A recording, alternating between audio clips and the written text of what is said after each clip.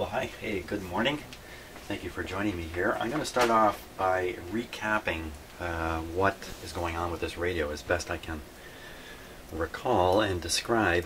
And the reason I'm going to do this is helpful for you as a viewer, but it's helpful for me because, frankly, I'm losing my mind at this point over this radio.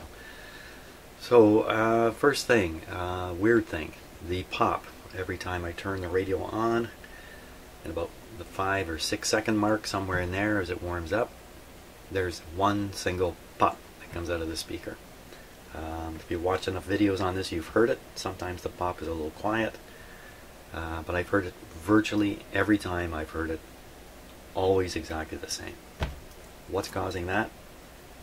You got me. Now, I was reading some of the comments. Yes, I do read the comments sometimes, and there was a suggestion that there's a 50 microfarad in here that's doing that.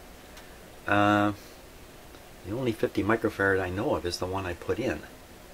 I put in a very much an oversized capacitor right in here.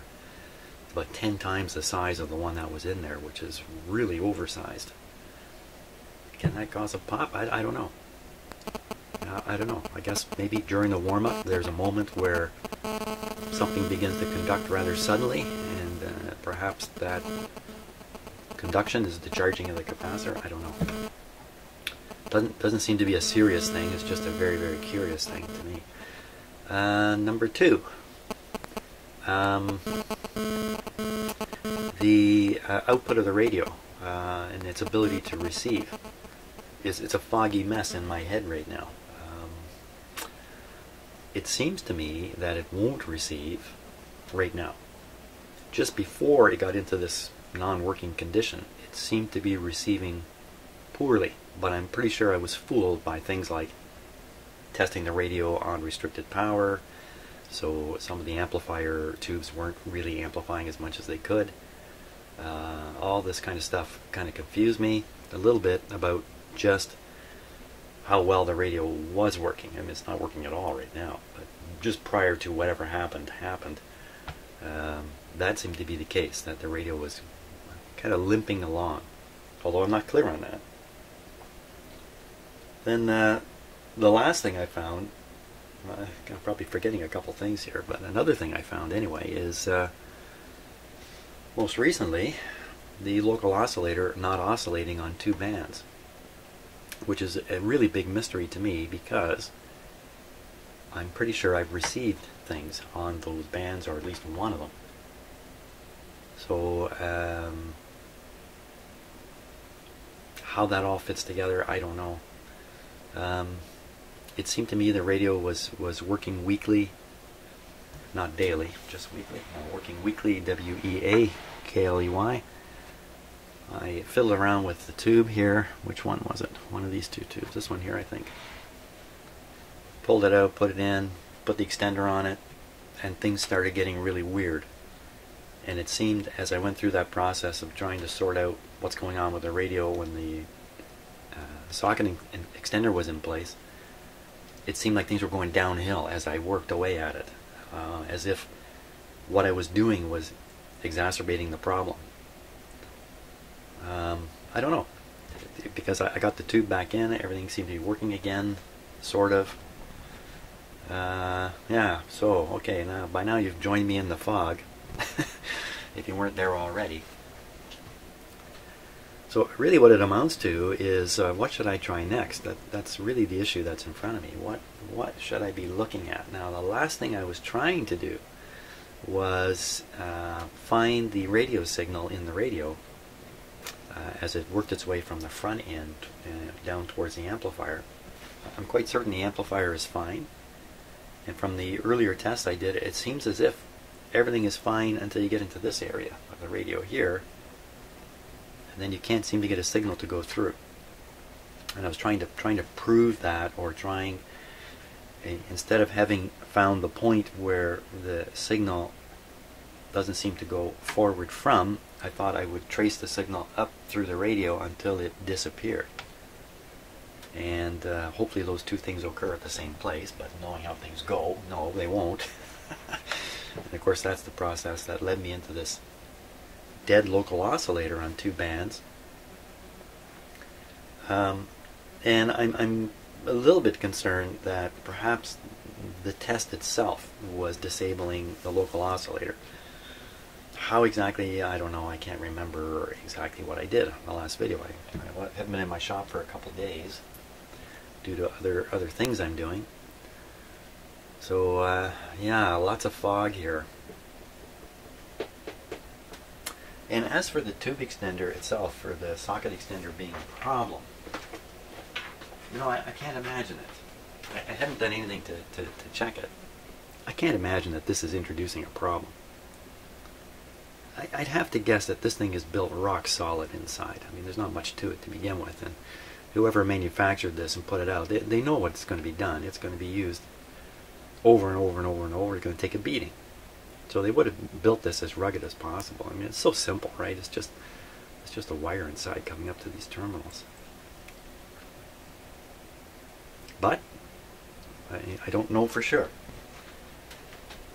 I think with more use of that extender, if it does have some kind of weird problem, it'll eventually show up. But for now, I'm excluding it as a cause of any of these troubles. After all, the extender's not in the radio, and the radio's still not working. Or is it? Maybe the next thing to do is just turn the stupid thing on. You see, look at this. I've just started. Look at the level of frustration in me already. Wow. It's not good to do this work, and like any of this kind of fiddly stuff, if you feel frustrated. It's very important to be relaxed and happy. Or if you're already in the mode of feeling kind of overloaded and kind of down, depressed, frustrated, suicidal, you know, if you're at that point, anything that goes on with the radio just adds on top of that.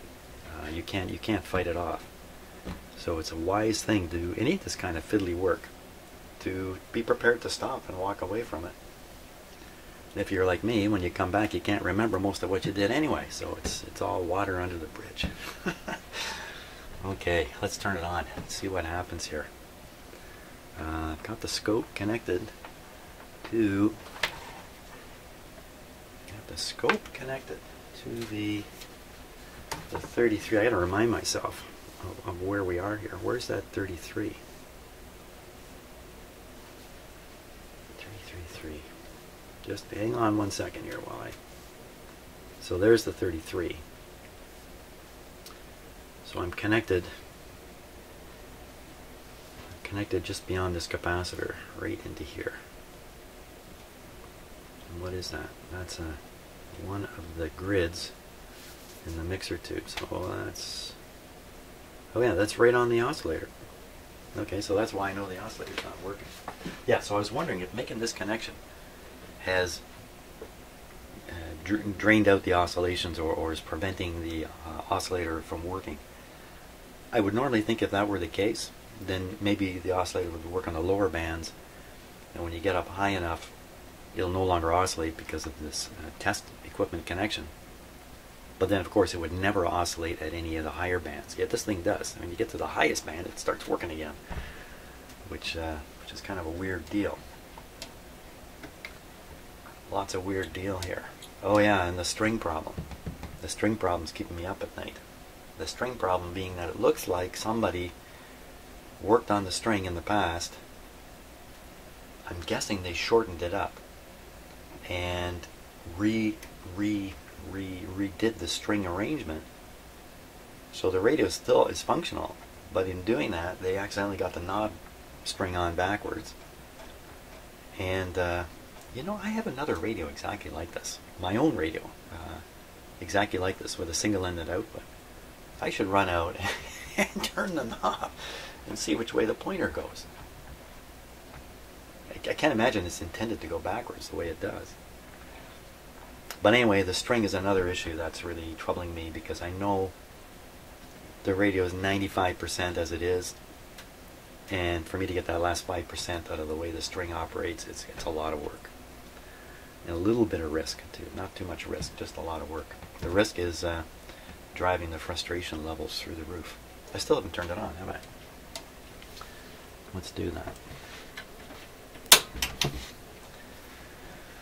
Okay, restricted power.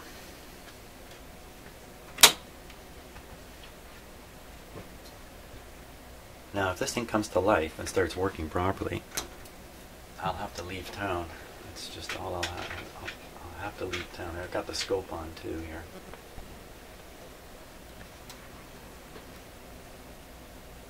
Where'd the pop go? Now there was a little faint clicky noise just now. That might have been the pop with the volume down.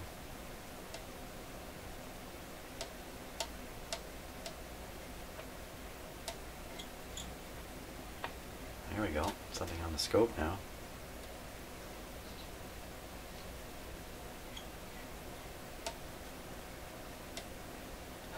Silence is coming from the speaker.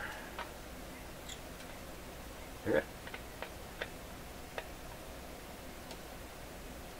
At least it was buzzing and humming before. What the heck has happened now? Okay, I'm going to disconnect this and just see if somehow.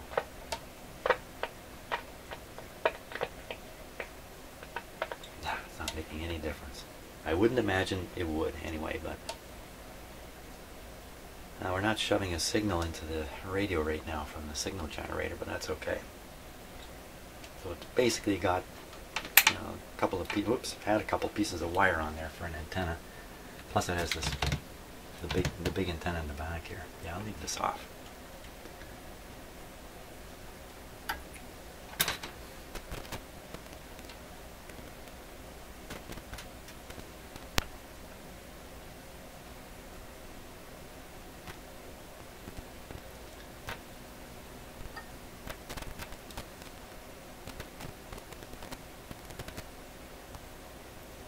Sure I got a good. What's going on there?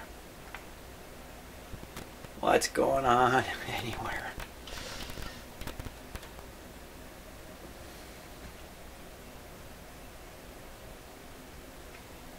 Volume's up full. It's a little hard to tell with this radio. Okay, so the band we're on is 31 meter band. We see the oscillator over there on the scope. 25 and the oscillator is gone. Hey, what happened there? What's going on there? Okay, gone and back just by me wiggling the see if I can make that happen here on this other band. No, it's just this one here. It doesn't want to go.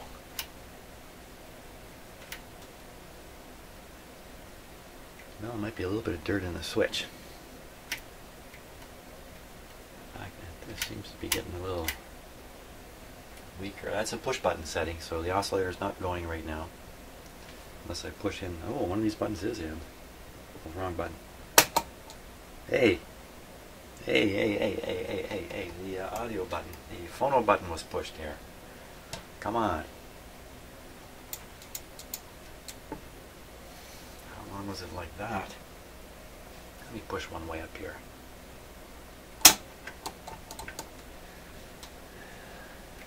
Okay, so trying to utilize these coils and capacitors here to make the oscillator go with nothing happening also. AM, this is the lowest shortwave band.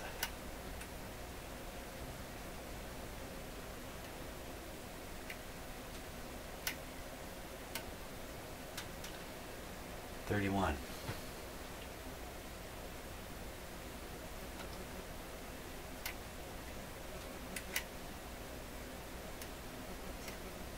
Now, question is it possible that there's no local oscillator on this band because of these connections here? I can't imagine it. I can't imagine that. So there'll be some kind of component that's discrete for these two bands here that produce nothing. Look at that top band now. That's clearly the switch. Let's clean the switch. Okay.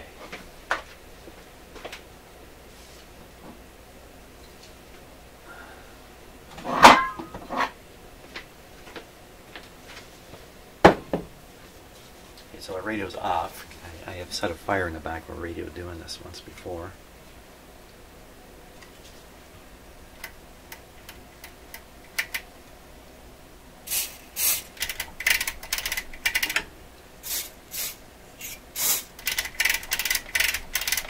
fills my shop with undesirable stuff.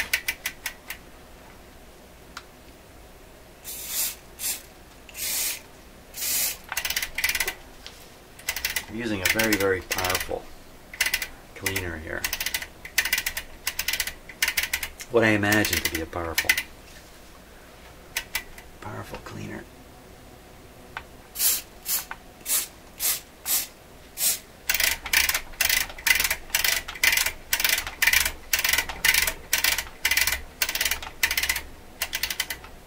Did I get them all? I think I did.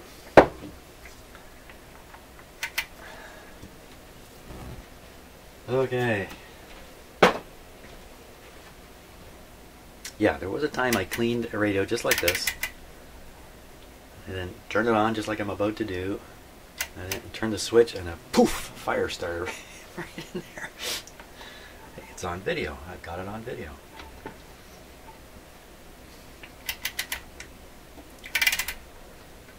Okay, do you think this helped? I don't. Oh, another possibility is I've got the radio on restricted power. Maybe if I put it on full power, it'll start operating. Yikes. Yeah, I think a couple of viewers have pointed out my overuse of restricted power, and it's simply because I'm forgetting at times that I've got the radio on restricted power. It is getting, let's see, 104 volts, so it's not that badly restricted. What do we get? First, I don't see any oscillator going.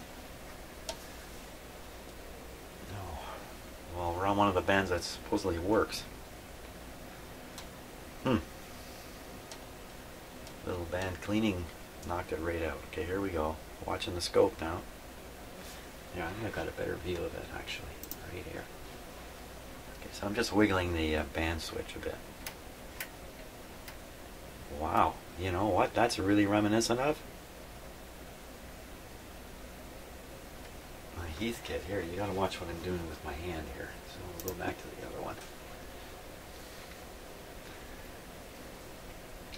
Okay, so it's in its proper position.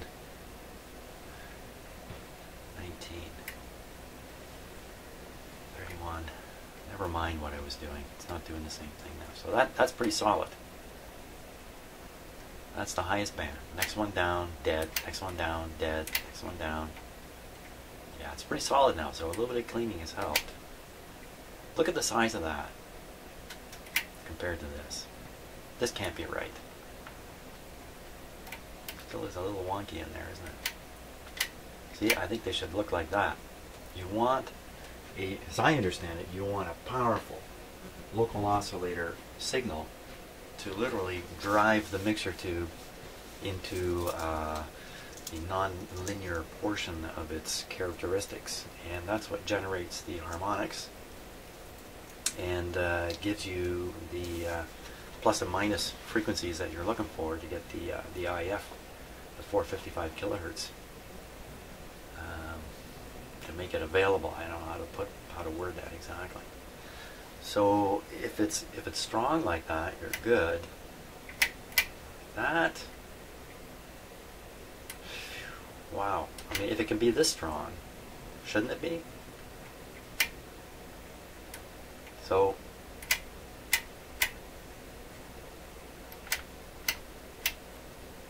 you see, now that one, this one about the same, low level.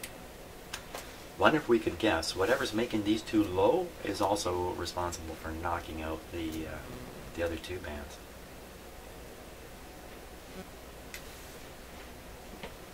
And I can hear you loudly saying, "It's just capacitors, Jim." And you're probably right, and it's certainly in my head. I mean, these same things are in my head all the time. I'm just not one of those guys who goes for the obvious. I have this theory I've used all my life. It's worked pretty well for me, and that is, if you look where other people are not looking, then you see what other people are not seeing. Then you have something nobody else knows about. Then you've got something of value. I use this in my working life a lot. While everybody was ganging up on something over there, I would say to myself, well, that's enough people on that thing over there. I'm going to go over here and do this, look at this, whatever it might be, differently, because I'll get something nobody else is getting, and then I can bring something useful to the party. So that's why I tend to wander around looking under rocks nobody else looks under. And that's also why I spend a great deal of time wandering around, talking and not doing anything like I am now. Okay. I think I'm down to just changing capacitors again, in the hopes that I'll hit one that'll do the trick. So if we look down here in the oscillator area, now I already have changed out 2 of them down here. You know what? I've changed these 2. Hey, this is kind of interesting.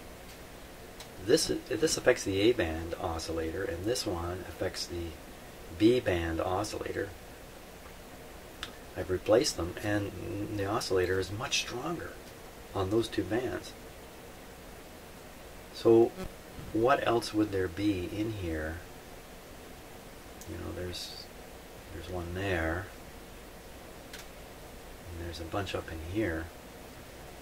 And I tell you, there's a little bell ringing in the back of my head that I've done this same thing with the same model of radio, including these 2 capacitors. I don't know why. Maybe it's just deja vu. But I have the feeling I have been here before. So really, well, let's see, which band is the trouble? The 25 and the 19. What do they share? They share something? It disappears into the switch. From there, I don't know what goes where. Let's see, these capacitors,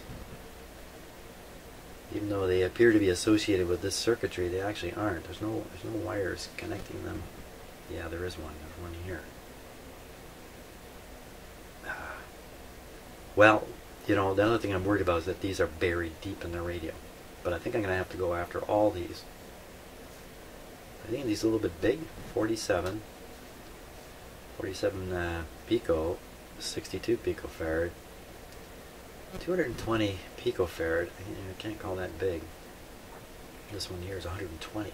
Well, they're all fairly small capacitors. Well, okay, you know, so the only evidence I've got here that makes some sense is I replaced these 2 capacitors. These bands are strong. Let's replace more in here and see what happens. So I just have to kind of figure out where all these are. S3 front section, S3 rear section, S4. Oh, okay. So they're calling each of these switch sections a separate switch. S3, S4, S5, or something like that. Now, which one is going to be S3 and S4? S3 front and back. So some of these have a front and a back. Like I'm pretty sure this one has a front and a back. I think this one only has a front. Only has contacts on one side. Let's see. No, contacts both sides. Both sides.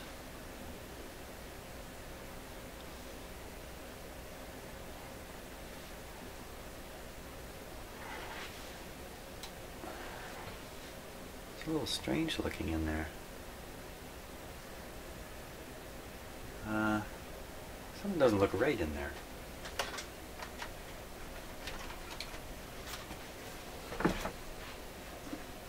Let's take a closer look. Give me a second here. I'm going to get my focus control going so we can do a nice close-up look. But something doesn't look right in that switch. Am I haunted by switches? Okay, up about that close. Let's focus here. Focus. We all need focus. Focus. Good focus. Reveal the hocus pocus. Okay, I'm going to get a little more light in here too because it's...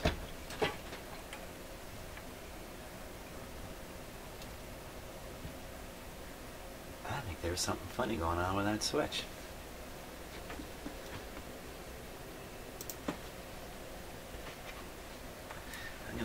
I'm gonna crank the focus up even closer here. I got this radio turned on. No. Oh my gosh, it is turned on. Ah! Okay, it's not turned on now. A quiet radio with no obvious lights on the front of it. And danger to me. For sure. Oh yeah, what am I doing? Focus, focus. And then I'm going to show you this. Show us both what kind of... What am I seeing in here? Okay, maybe I'm seeing nothing. Here we go. I'm not going to see anything with this camera who's... Oh, I really got to focus up close.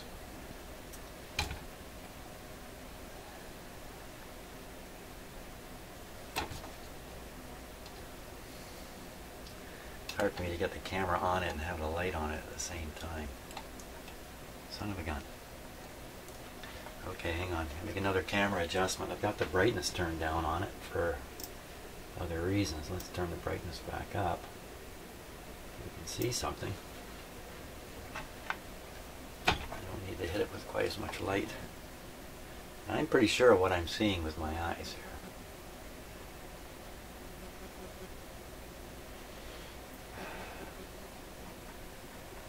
Trying to get a good image of it.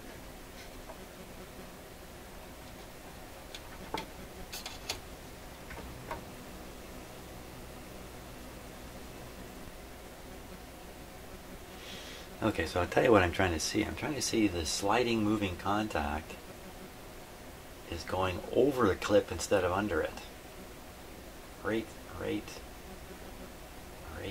there. You know what? I can't quite get it in focus. Sorry about this, but I need to see this myself. Oh, wrong control.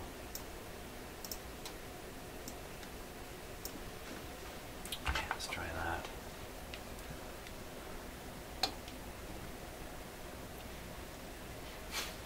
See the shadow from the can. There we are. Well, it's going under. Okay, so it's going over top of that rivet spot. Is there something missing from that rivet spot? Should there be a... See, I thought it was going over top of one of those clips, but it's just... Or is that clip broken away? There never was one there? Is that the remnants of the clip laying there? What is that?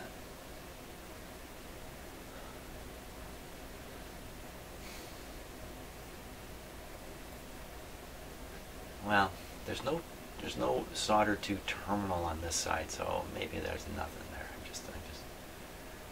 I'm making crap up here. That's what's happening. Yeah, there's nothing there. I got all excited about nothing.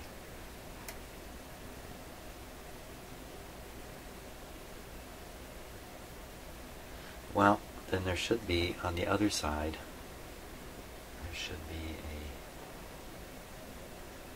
a clip in there, and there is. Okay, I think I'm chasing absolutely nothing. Might as well take a close look at the switch while we're here, though.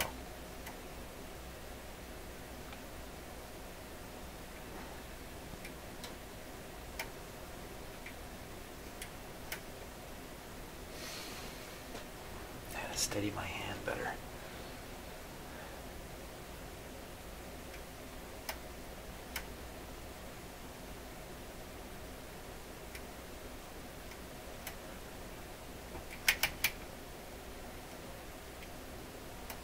So I'm watching the switch lift each contact as it comes around.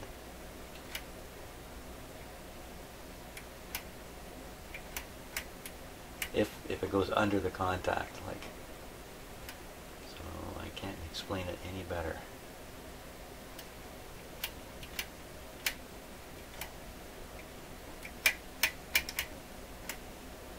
Every one of them is dropping.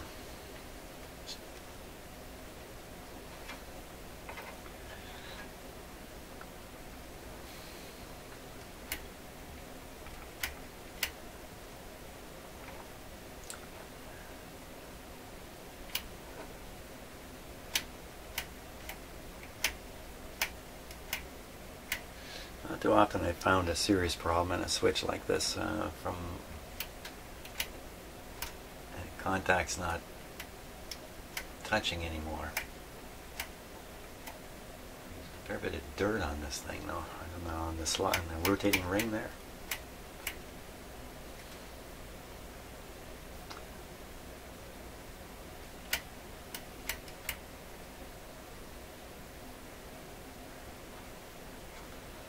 I did turn the radio off, didn't I?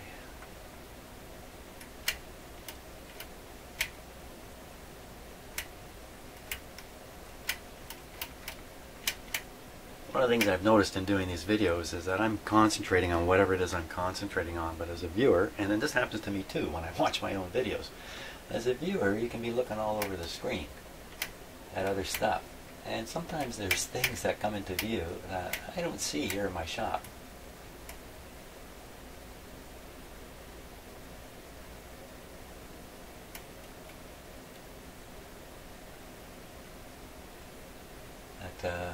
Viewers can see stuff. Wow, that one almost doesn't.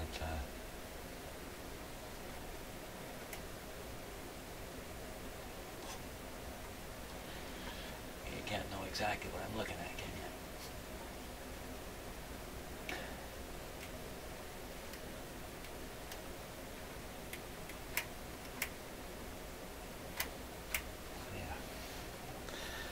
So, rather than try to explain it, I'll just keep on going here.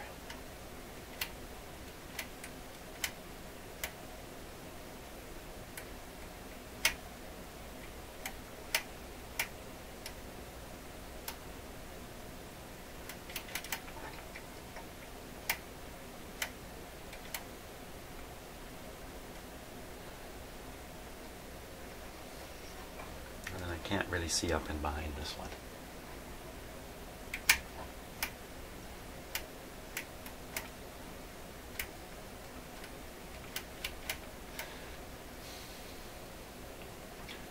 Okay, let's look at some capacitors here.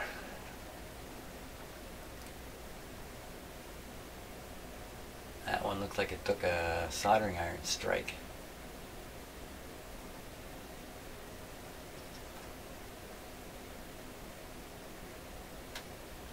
I don't think it was me.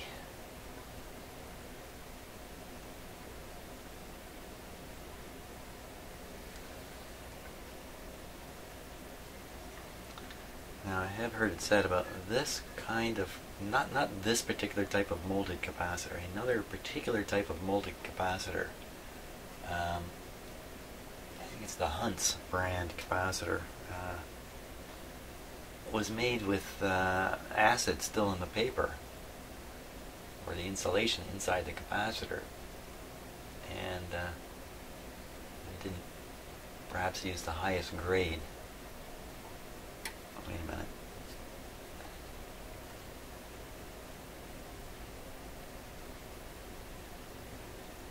Does that look like it's split at the end there?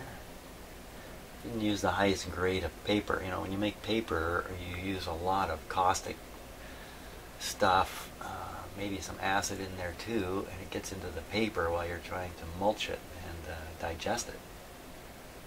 And then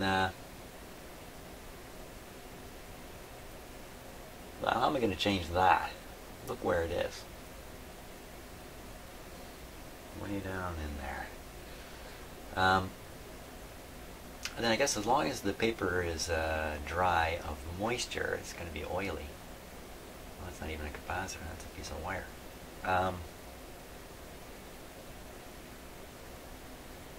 If you get a little moisture into the paper, the small amount of acid or caustic materials that have been left in the paper, they're very, very conductive. And a terribly leaky capacitor once a little bit of moisture goes in. Now whether that's true of all these capacitors, I don't know. You can bet manufacturers were doing everything they could to make them as cheaply as possible. And well, way up in here.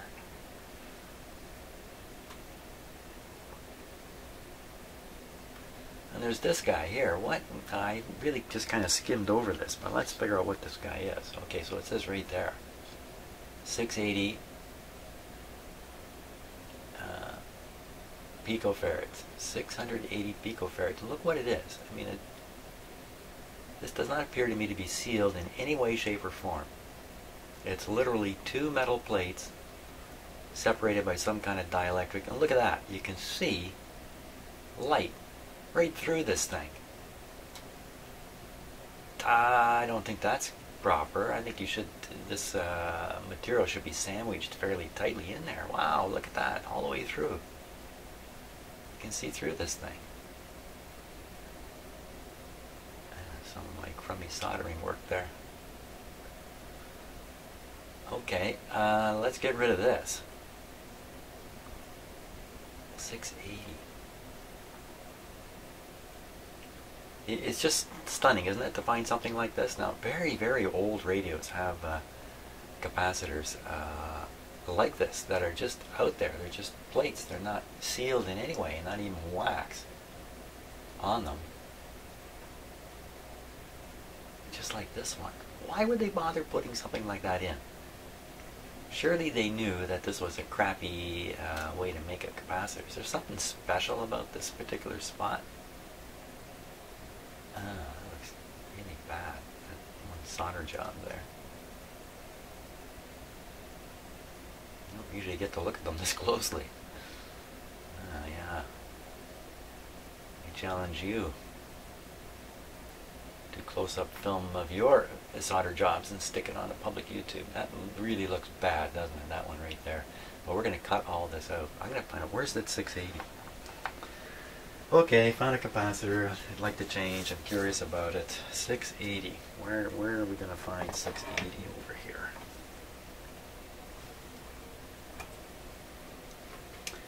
I know I've seen a 680.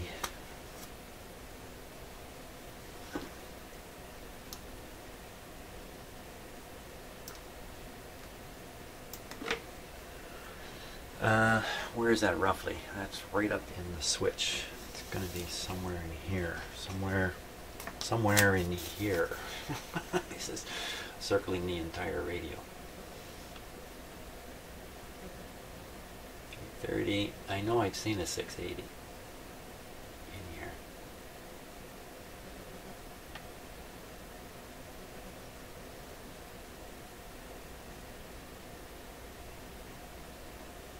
There's a 680. Oh, look. It's this one with these funny bumps on the symbol.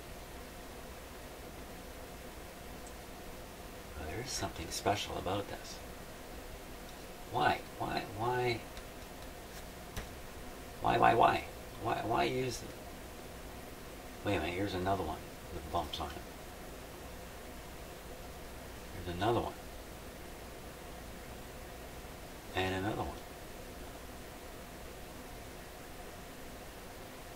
See, that doesn't have any bumps. That has bumps. What is that all about? Nowhere is it explained on here what they're doing with those. There's no... there's bumps on all kinds of these. Must be indicating the type. But there's only one of those weird ones in there that I've seen. Oh, the rest of these are just... these are these black molded ones, I'm pretty sure. So what's the deal on this one? I'm a little bit paralyzed. You see, these look less like just little bumps in the diagram and more like semicircular, like they're not filled in little bumps. Isn't this silly? Look at that. That's also looks like a not filled in. So what's special about these? Why the bumps? What is it I'm not getting? Okay, so who would care what style of capacitor this is, as long as it's 680? How can it be a problem? It's working down here in the A band. Well, I really can't be sure what's going on with these switches here. And, I mean, I'm guessing what it's doing is it's selecting a particular coil, and it's just selecting which coil to use. But occasionally these radios actually, they stack the coils. As you go up, you select more and more of one coil. And look at the wiring here. I mean, you got wire coming into the center of this coil, and then I can't sort this stuff out. No sorting. No sorting of the coils. These coils, by the way, these are all adjustable. See they show iron core, and that's all these guys up here. You can see the iron core inside them. And those are all the same coils as the ones that you can get at from the top here. All these controls. So it's all about the oscillator. I don't know. Well, you know, the worst I can do, I can take this out. I can test it. If it's 680 still, maybe it goes back in. I can stick a 680, a proper new 680 in there, and check the radio and see what happens. But I'd be floored if this is the problem. I'd be floored if it's even a problem at this point, because the A band seems to have a very, very strong oscillator signal.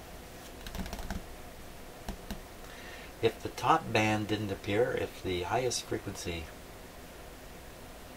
band did not appear, yeah, let's look into that for just a minute now. If we got two bands here, the 25 and the 19, that do not produce anything. The 31 and this one up here, they do. So what is it about these two bands? 19, what do they share? They share something? They share, let's see in the line, they come out, they go into the switch, so it's, the selector switch is selecting which coil here somehow. As I mentioned, I don't really understand the wiring here. This is a rather complex deal to me. Anyway, so let's see. So let's follow in carefully here. Hang on. We'll pick the 25. The 25.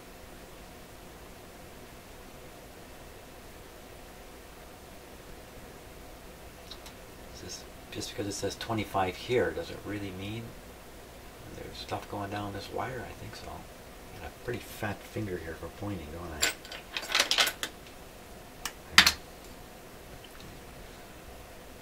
Comes along here, down into the switch. Then from there, let's see, one,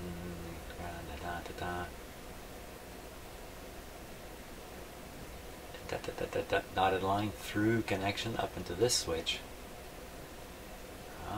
This switch is not doing much. It's only 1, 2, 3, 4 wires. I mean, look at all the wires coming into this one. So this one is junking things a little bit. And what I mean by that is this switch with all these capacitors here. It looks like for a couple bands, this switch is making certain contacts, and a couple more bands, it's making some different contacts. Maybe it's switching in one of these capacitors here just when the 19 and 25 meter bands are on. I mean, I have to sort out this whole switch, and I'm not about to do that. Certainly not on camera. That's just crazy to think I could do it here. I'd have to sit and carefully trace all this and observe how this, like these switches are carefully drawn, by the way. You can actually interpret the position of the switches, but it's a lot to get it right.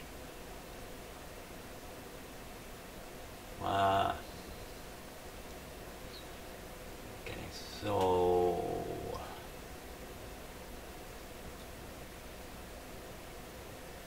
this is interesting. I got a trimmer here, some sort of something adjustable here. C44.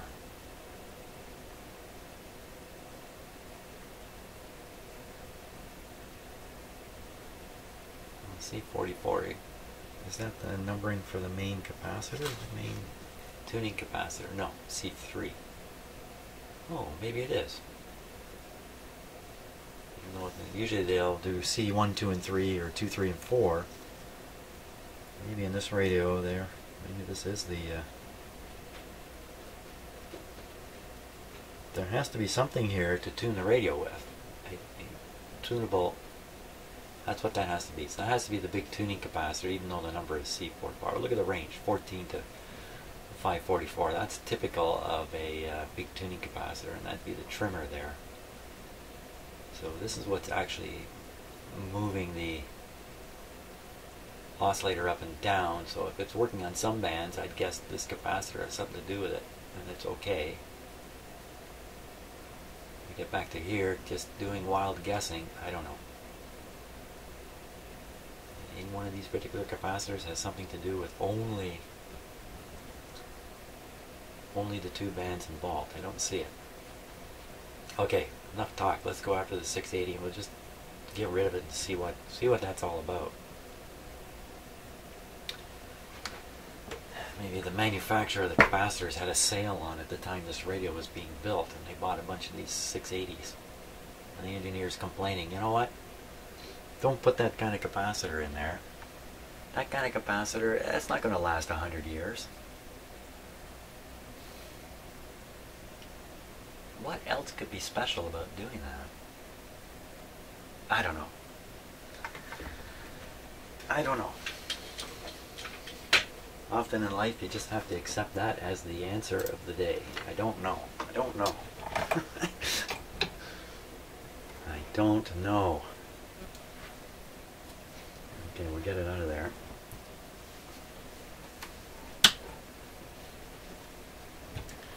Just move a few things around here. I'll try not to stop the video if I can.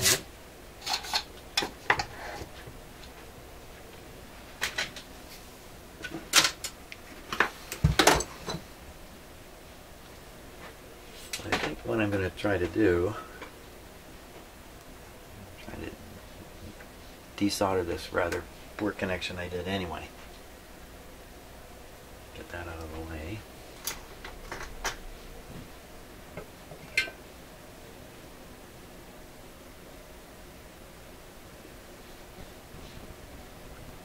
I don't know if it's coming across on the video, but some pretty active litter scratching going on behind me in another part of the house.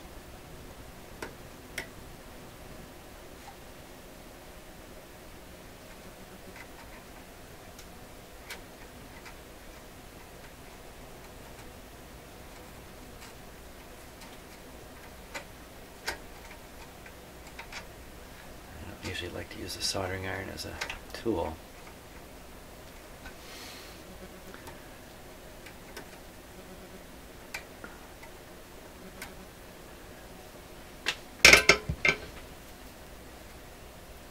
Very, very fine wire.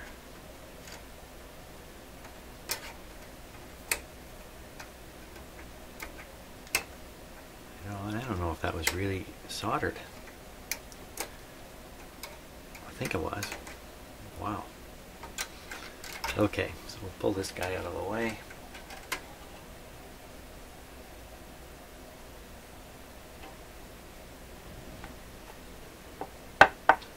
Now,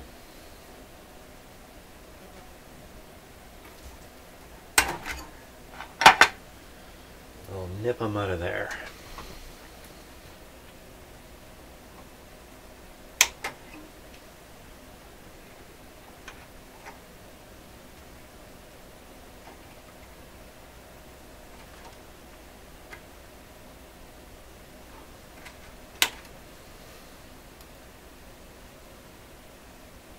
It'd be fun to look at this under the microscope, actually. But first, let's give this thing a test. I will have to stop the video and set something up here. Okay, let's switch this guy on. You can see the capacitor. I've got it right on the terminals, so there's no problem with leads or anything like that. There should be no problem with leads.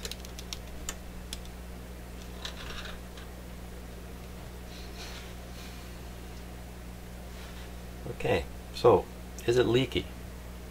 Anybody want to wager some bets on this? 25 volts is this wide open capacitor a leaker? Not in the least. I mean, I could see separation in the plate, so 150. 350, 350 volts.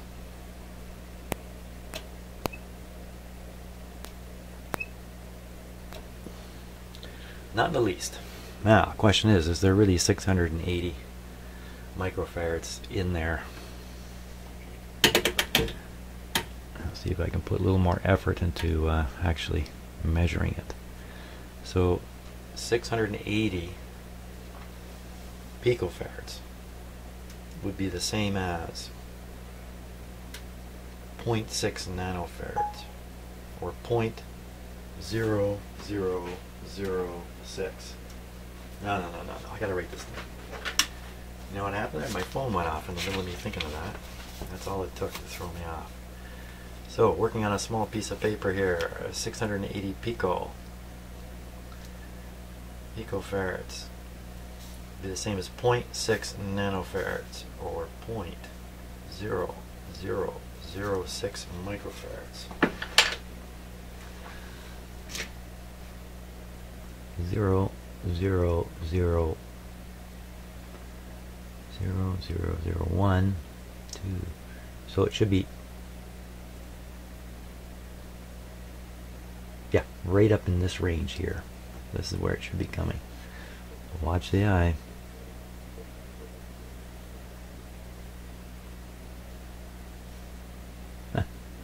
Look at that.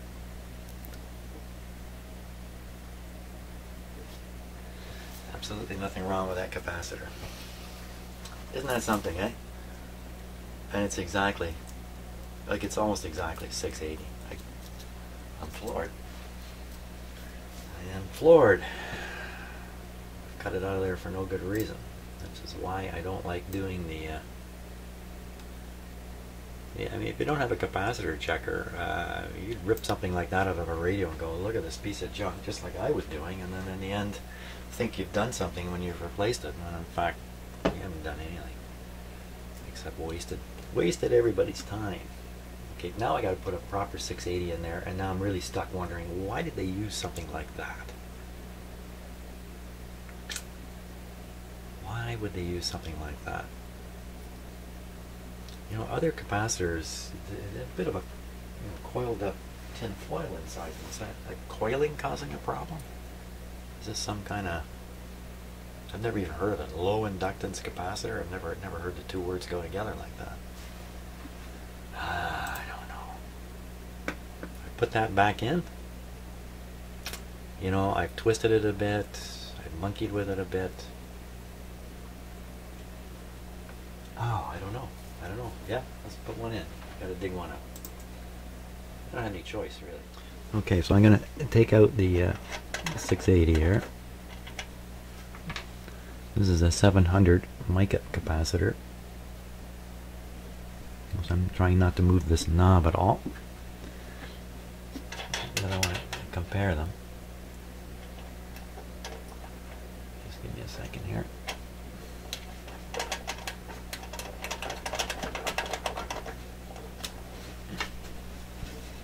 I got so much stuff on my bench. This is really awkward.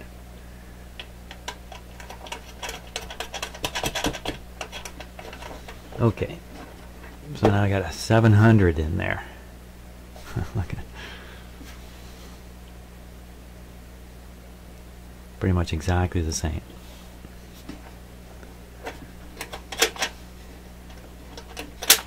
Good show.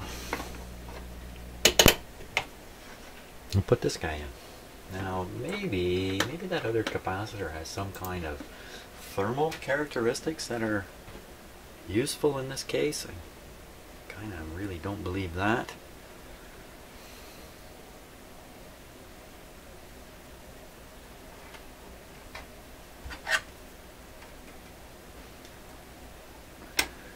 I really don't have any explanation why. This capacitor has pretty heavy leads on it.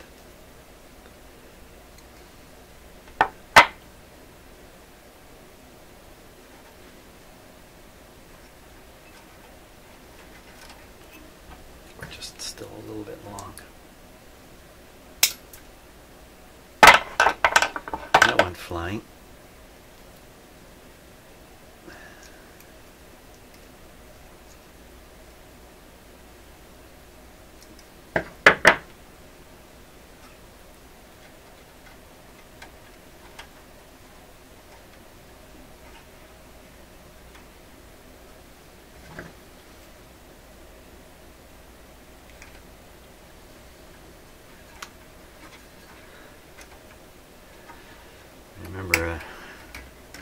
amplifier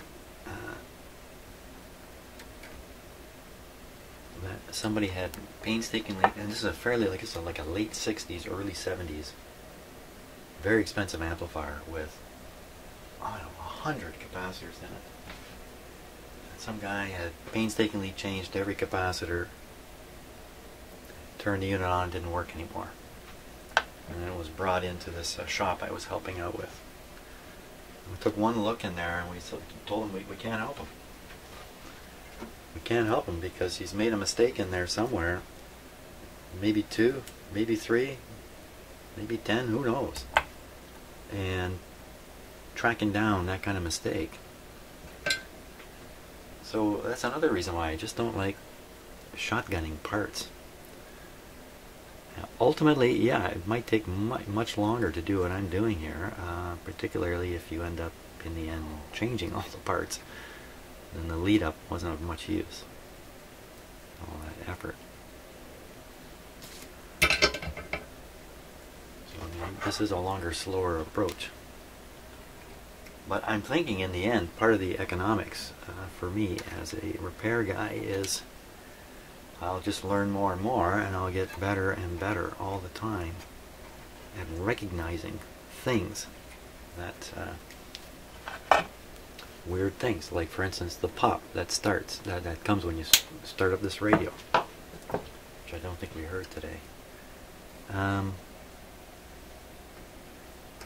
hoping someday, because of investigations and goofing around and stuff like that, something weird like a pop will make sense to me. I'll be able to say, oh, I know what that is. That's going to be this. I'll never get there if I just change parts willy-nilly. I watched a video on a training video for how you can be, it was like an advertisement for a company that will train you to be a TV repair guy, like a modern, you know, big flat screen TV. And the repair technique that they were selling was you start at one corner of the device and you remove every component one by one, and then you test the component, and if it passes the test you then put the component back into the TV and you move on to the next one. And this was the repair technique that they were teaching. Oh my God, I almost fell off my chair. Really? People really do that? People actually, they don't have a clue about how a thing works. Nothing. No clue. All they are doing is testing one component after another and hoping they started at the right end of the TV so they find the bad part quickly. There are so many problems with taking that approach. So many problems. And I am the antithesis, I think that's the right word. I'm the exact opposite of that. I'm on the other extreme. I'm kind of, you know, don't do anything until you understand the consequences of what you're doing. In other words, don't change a capacitor without knowing where it is in the circuit, what it does, what would happen if it didn't work right. You know, and build up a real theory of failure. Theory of failure.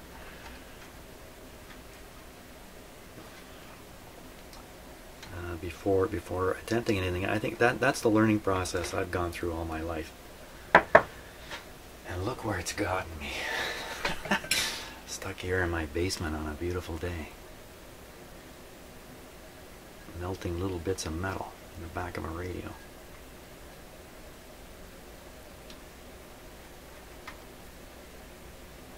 So, hope I said something useful there, because I'm paying so little to what's coming out of my mouth. Okay. Yes, I actually do watch videos, maybe 6 months old. Once in a while I watch a video for some reason and I'll hear myself saying stuff. I have no recollection of saying any of those things. Like, who is this guy? Anyway. Well, it's taken a long time. This is dropped right out here. It's taken a long time today to make one little change which can't even affect the radio. but I do have to turn it on again for fun sake. We'll put this back on here.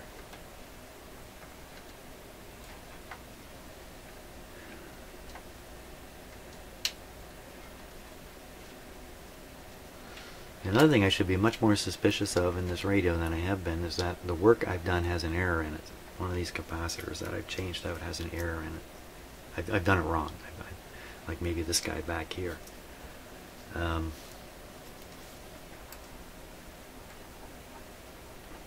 not too impressed with how that was soldered either. Well, let's see. Let's see what happened. Did we actually succeed in anything here? Everything's safe to go. Fingers out. Stop juggling your change gem.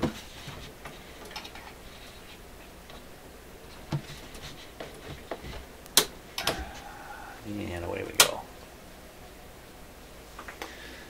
So one thing about leaving a radio on restricted power while I'm working on it, I always like to start them up all the time on restricted power, and then sometimes I'll quickly flip it to full power. I'm just in the habit now of, you know, don't take any unnecessary risks. What band are we on? We're on band A. What a great big oscillator output. Band A. I can't imagine this can be any different. No difference. No difference. Hey. What is going on here? Now this is the top band that works. You saw it flash momentarily. What's going on here? It's gone away.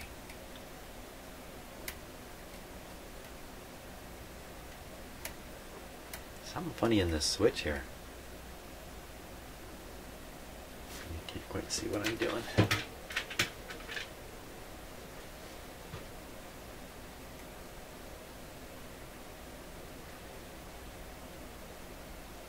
That's dead between two. What has gone on? Now I've really mucked it up here.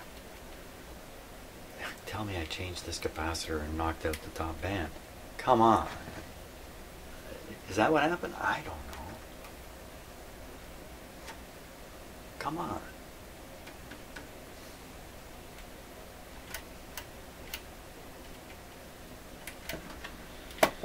We'll assume full signal, third band, a little bit left, not much, nothing, and I've managed to kill the top band too, although you can see it kind of pops in there. Pop.